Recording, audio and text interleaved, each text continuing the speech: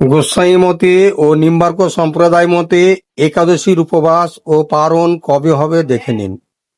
একাদশীর উপবাস হবে ইংরেজি 13ই এপ্রিল 2026 সোমবার, বরুথিনী একাদশী, বাংলা 29শে চৈত্র।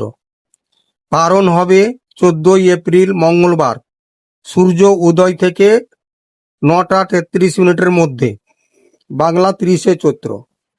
একাদশী লাগছে 12ই এপ্রিল রবিবার, রাত্রি ঘন্টা 9টা 32 মিনিটের পরে।